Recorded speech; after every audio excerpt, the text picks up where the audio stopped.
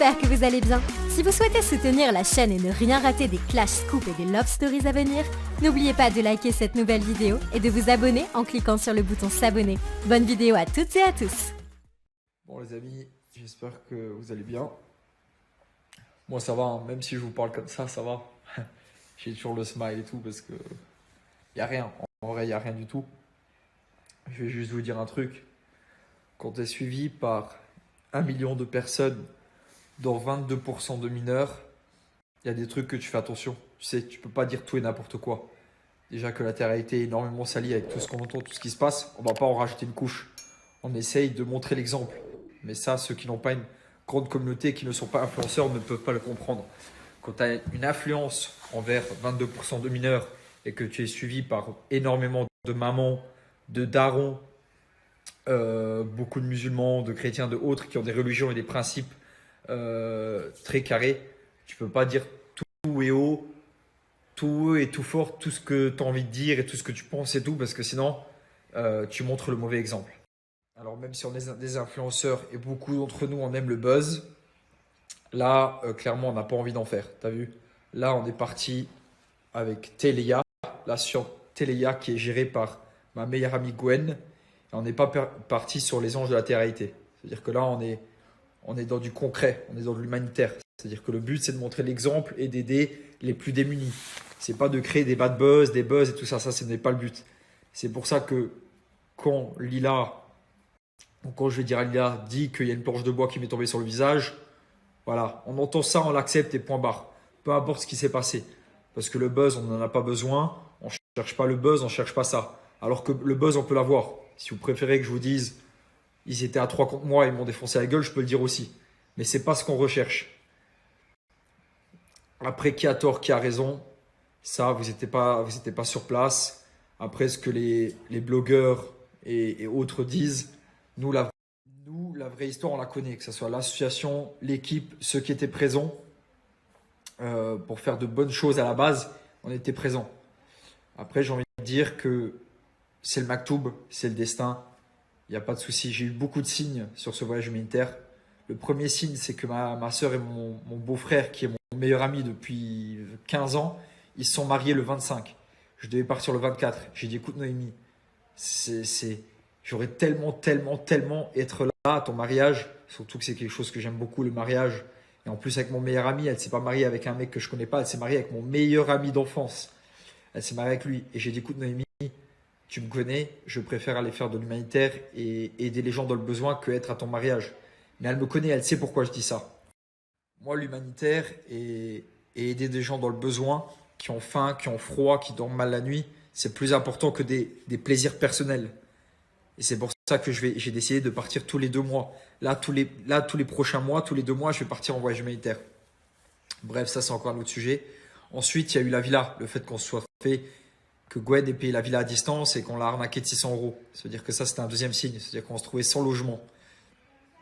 Deuxième truc, enfin troisième truc même, un autre signe, c'est que on devait dormir dans un orphelinat. Ça aussi, ça a été annulé. C'est-à-dire qu'encore une fois, on se retrouve à la rue, on se retrouve sans logement. J'arrive sur place, je fais appel à mes contacts en disant que j'ai pas de logement. Et j'ai des personnes qui me contactent, bien évidemment, avec des logements gratuits. Et il y avait celui-ci qui était payant. Pas grand-chose, mais qui était payant. Et j'ai préféré prendre le logement payant parce que je me suis dit, l'association, comme ça, ils auront un jardin, comme ça, on sera bien. Et comme ça, tout le monde se sentira plus à l'aise, c'est plus grand, il y a plus de chambres. Bon, le quatrième signe, c'est que on se fait prendre nos dons. Comme vous avez pu le voir à l'aéroport, dès qu'on arrive, on se fait prendre nos dons. Tout ça, c'est des signes assez forts quand même. On se fait prendre nos dons, on se fait arnaquer sur un logement. À l'orphelinat, ils refusent parce qu'ils sont occupés. Le mariage de ma sœur, Gwen, la vice-présidente, qui est ma meilleure amie, moi, je la considère vraiment, je l'aime et c'est comme ça ne changera jamais. Qui ne peut pas venir. Ça aussi, c'est un signe, le fait que la présidente de l'association ne peut pas venir. Elle ne peut pas venir parce qu'elle vient d'accoucher, la pauvre. Dieu merci, elle vient d'accoucher. Et son fils n'avait pas le passeport pour voyager parce qu'il a 4 semaines. Mais c'est aussi le fait qu'elle ne puisse pas venir. Moi, c'est avec elle que je collabore. C'est avec elle qu'on travaille. C'est elle mon binôme de vie. Mon binôme de vie et mon binôme pour l'humanitaire, c'est elle. Il n'y a personne d'autre. C'est avec elle que je m'entends. Et du coup, je me retrouve à partir avec des inconnus, des gens que je connais pas, que j'ai vu 2-3 fois, avec qui j'échange pas, avec qui j'écris pas, qui me connaissent pas, qui savent pas à quel point ça me tient à cœur les choses. C'est-à-dire que je pars avec 11 inconnus. Du coup, quand tu pars avec des inconnus, il y a toujours des tensions parce qu'on se comprend pas, on se connaît pas. Et il n'y a pas de je suis au-dessus, je suis pas au-dessus. Ça c'est les blogueurs qui racontent de la merde. Vous savez, si aujourd'hui je me déplace avec 11 inconnus et que je fais des voyages humanitaires avec des inconnus, c'est parce que je me considère comme eux. Tu sais, on est tous humains. Le seul qui est au-dessus, c'est Dieu. C'est pas parce que tu as une pastille bleue et que tu as 1 million de followers. Moi, je suis un être humain avant tout. Mais je peux plus penser comme ça. Je peux plus que penser comme ça. Je peux plus penser comme un mec banal, machin et tout ça, parce que je me retrouve avec des gens qui me voient d'une certaine façon, qui m'aiment ou qui m'aiment pas, qui pensent que je me prends pour quelqu'un alors que pas du tout. Et c'est compliqué. C'est très compliqué. Et c'est pour ça que tu vois, je suis le seul, sans me la vanter, c'est pas du tout pour me la péter, mais je suis le seul de la Terre Haïti qui va partir avec 11 inconnus. 11, 11 personnes que je ne connais pas, qui viennent d'origines différentes, qui ont une autre culture, une autre mentalité. Tu sais, le luxembourgeois, les Français, ils ont d'autres mentalités, c'est pas le même truc. Et qu'on le veuille ou non, quand tu es dans un groupe de 12 personnes, il y a des gens qui viennent pour l'humanitaire et il y a toujours des gens qui viennent un peu parce que c'est sympa. Ils se retrouvent dans une villa, on part à Marrakech, c'est cool. Et on va pas là pour les mêmes vraies raisons. Moi, je viens ici pour me buter. Vous m'avez déjà vu dans mes voyages humanitaires, je me bute. Je perds du poids, je vais vraiment dans le truc, je vais dans le dur. Et ici, dans un groupe, il y en a toujours des qui sont un peu plus relax, qui vont, leur préoccupation, c'est qu'est-ce qu'on va manger ce soir, à quelle heure on rentre, j'espère qu'on va pas faire trop de route, je suis un peu fatigué, est-ce qu'il y a une nanny pour nous faire à manger, est-ce que quelqu'un fait le ménage, c'est des trucs. T'as vu, comme je le répète tout le temps, moi je suis pas en vacances, j'habite à Dubaï, c'est les vacances à l'année. Je suis déjà venu à Marrakech, j'étais juste en vacances à Marrakech, je suis venu ici pour faire de l'humanitaire. C'est-à-dire que moi j'arrive dans une mentalité qui est très dure et très il faut faire, il faut faire, il faut faire. C'est-à-dire que pas tout le monde, on se comprend pas tous. On se comprend pas tous et comme je vous l'ai dit, on a d'autres comportements, on a des caractères différents et tout ça. Et vu qu'on se connaît pas, c'est compliqué. Après voilà, je vais pas rentrer dans les détails parce que je créerais du tort à l'association, clair et net. Si je parle vraiment, je vais créer du tort à l'association et je veux pas parce que c'est une très belle association malgré tout. Il y a Gwen qui est à la tête de cette association. Gwen qui est une femme, vous l'avez vu de toute façon au Sénégal, vous l'avez vu tous les voyages humanitaires, je suis parti avec elle. J'ai jamais fait un seul voyage humanitaire sans elle. C'est mon bras droit, son pied, mon pied. Là, elle est en France, elle est triste de la situation qui s'est passée. On va pas en rajouter une couche. On va pas, voilà. On va dire en gros qu'on a des comportements différents, ça s'est mal passé, dommage. Il y a eu ce qui s'est passé, c'est triste, mais c'est la réalité. Après, voilà, on n'a pas voulu s'exprimer pour pas salir l'association, pour pas parler de ça, parce que ça reste quelque chose de sale malgré tout. Là, tout le monde est parti en France.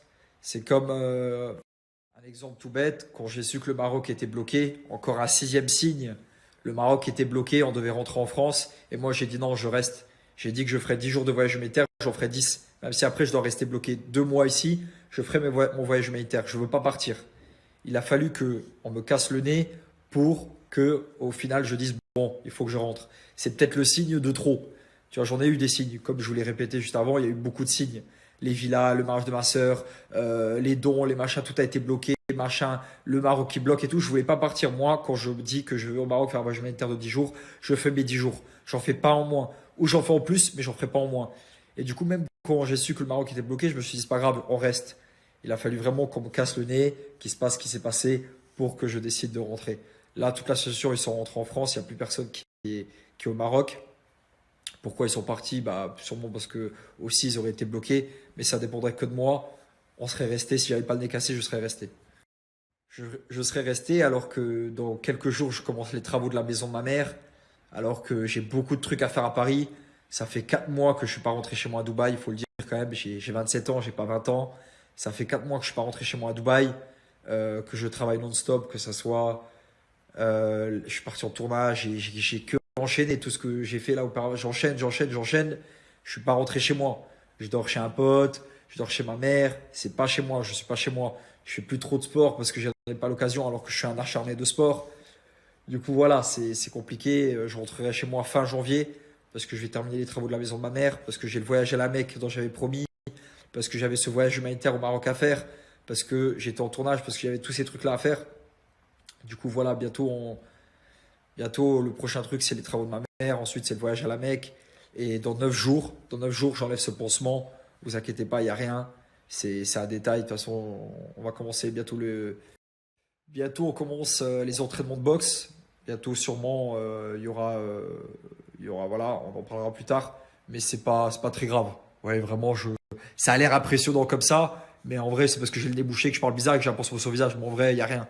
Le nez, il a été cassé, il l'a remis droit, il l'a clac, il l'a remis droit. L'œil, c'est parce que je me suis mouché, alors il a gonflé. Mais en vrai, il n'y a rien. Dieu merci, il y a pire dans la vie. On va pas se plaindre. Mais voilà, comme ça, vous avez entre guillemets la vérité.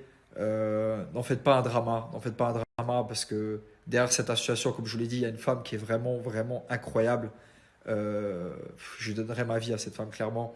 Du coup, voilà, on va arrêter d'en parler. Vous avez la vérité, vous avez la vraie version. Après, les buzzers, ouais, les blogueurs qui buzzent à l'année et qui essayent de gratter sous notre dos, il y en aura tout le temps. Des faux articles et tout ça, c'est pas très grave. À la base, si on aurait pu laisser le truc, un morceau de bois m'est tombé sur le visage, ça aurait arrangé tout le monde. Moi et l'association. Voilà, dernier détail que j'ai envie de dire. Je pense que durant tous mes voyages humanitaires que j'ai fait, il s'est toujours passé des trucs un peu bizarres, un peu chelous parce que j'étais pas au contrôle et parce que je partais avec des gens que je connaissais pas. Là, j'ai décidé d'ouvrir ma propre association. Je vais ouvrir ma propre association. Je vais faire tout dans les règles de l'art. On va ouvrir une vraie cagnotte qui sera carrée, qui aura un juridique derrière, où il y aura un avocat derrière, où on va choisir les pays les plus démunis, comme le Madagascar, le Yémen, des pays vraiment forts. Euh, je vais moi créer l'équipe, des gens qui veulent vraiment, vraiment faire de l'humanitaire, qui ont la rage de ça, qui ont besoin d'aider autrui. Je vais vraiment créer un vrai truc. Ça va mettre du temps parce que je vais faire les choses carrées et bien, parce que c'est important de le faire. Et je pense qu'avec l'expérience que j'ai et surtout l'envie que j'ai, je peux le faire. Et du coup, c'est une question de temps pour que j'ouvre ma propre association.